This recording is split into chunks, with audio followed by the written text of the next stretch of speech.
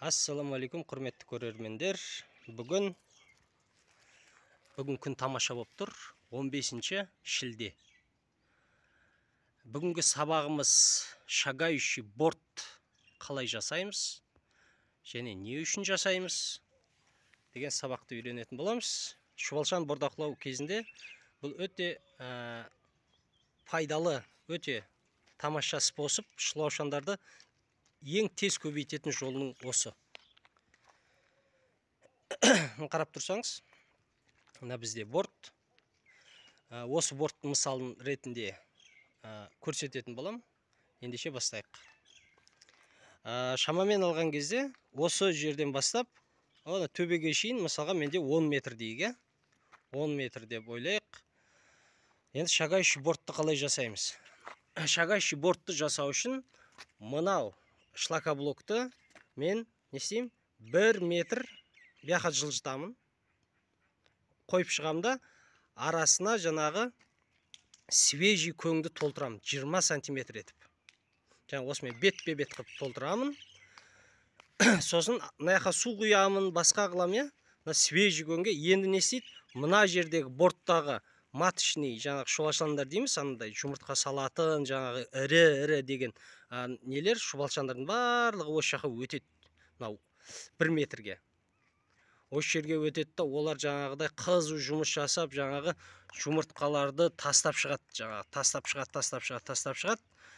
Арадан бір 15 күн жаңағыдай өткен кезде мен не істеймін? Жаңағыдай шагающий борт дейді, жаңағы шлакоблокты аламын да, тағы да 1 метрге жылжытамын. Және не істеймін? Жаңағы көң сап шығамын. Енді мына жақтағы шұбалшандар мына жаққа өтеді. Көрдіңіз ба? Осылай шагающий бортты ұзартып кете береміз. Не үшін жасайтын жаңа айттым. Бұл жерде ірі шұбалшандар постоянно ізденісте болады. Жаңа жерлерді. Олар өтіп кете береді. Жаңа жұмыртқаларын тастап кете береді. Сонда біз не болды? Ай сайын 2 есе өсті болды есебі. Жаңа 15 күнде 1 метрден жылжытатын болсақ, сонда айына 2 метр жүреміз, 2 метр шак болады. 2 есе өседі. Енді мына жерде не істейміз? Мысалға біздің бортымыз осылай сплошной болып кете береді. Демек, осылай сплошной болып кете береді. Біз аламызда жаңағы шұбалшандар өткен кезде ірілері мына жерді осылай күрекпен осылай ашып, осы жерге арба өтетіндей жаңағы бір шлакоблокты осылай қойып шықсақ болады. Жаңағы екеуінің ортасын бөліп. Сол кезде мына жер кейін мына жердегі жүрген майда-шүйда жаңағы нелер, бұларда пісіп жетіледі ғой. Ол төбесіне сонда біз не істейміз? Жаңа ящиктерге жаңа көңдерді салып, оларды аулап алып, жаңа жерге көшіретін боламыз. Немесе тығыздығы әдемі болып, бәрі жақсы болатын болса, сізді қанағаттандыратын болса, осының үстіне жаңағы 10 күн сайын көң беріп, осы жердің өзін биогумусқа осылай байлауға болады. Биогумус өндіруге қалдыруға болады. Сызба ретінде көрсетейін сізге. Қараңыздар. Ең бірінші бізде не болды? 10 квадрат болды шұбалшан, Мінекей, наяғы 10 метр, мына жеріміз 1 метр. Енді не істейміз? 15 күн өтті. Мысалға, бұл толды бірінші, 3 айда. 3 айда толды дейік, осы тығыздығына қараймыз ғой. Кей кезде, егер жақсылап қарайтын болсақ, бұлар дамуы өте тез болады. Аламызда, мысалға, 50 сантиметр қосамыз.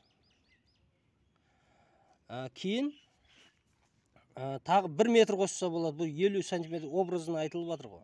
Немесе 1 метр қосыңыз, осылай уақыт өте, арадан 15 күн, жаңағыда 20 күн өтеді. Өзіңіз қолыңыз бос болған кездерде, мысалға, осылай жаңағы өсіріп кете бересіз. Шұбалшандар, мына жердегі шұбалшандар, ірілер, постоянно осылай не қылады? Мына жерлерге өтіп.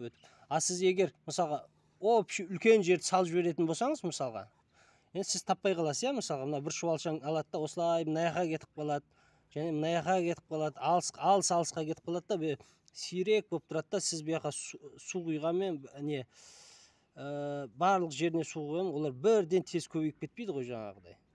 Сондықтан поэтапно шагать етіп, қадам-қадаммен осылай көң салып тұру керек. Кейін мына жерде площадка пайда болған кезде, жаңа күрекпен жаңағыдай мына жақта 2 метр деп аламыз мысалға, иә. Осылай арасына шлакоблок қойып шықса болады.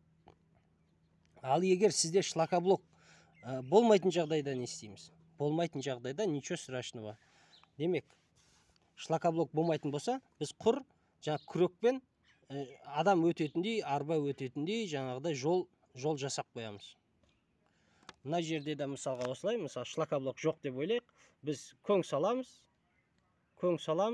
жаңағыдай осылай 1 метр 50 сантиметр, жаңа өзіңіздің неге қарай, жаңағы шұбалшандардың тығыздығына қарай осылай өсіріп кете бересіздер. Бүгінгі сабақ өте пайдалы болды деп ойлаймын. Себебі осы способпен егер жасайтын болсаңыздар, сіздің шұбалшандарыңыз 3 есе, 4 есе тез көбейеді. Гарантия, ол үлкен біздің жаңағы Вера фермер көкелерімізді осыны ұсынып жатыр, осындай жасаңыздар деп. Сіздер де осы техниканы пайдалансаңыздар болады. Баршаға онда күн сәтті өтсін. Бүгін тамаша күн болып тұр. Видеоны назар салып қарағандарыңызға рахмет. Каналға подписка жасаңыздар, лайк басып, комментарияға өз сұрақтарыңызды қойыңыздар. Сау болыңыздар.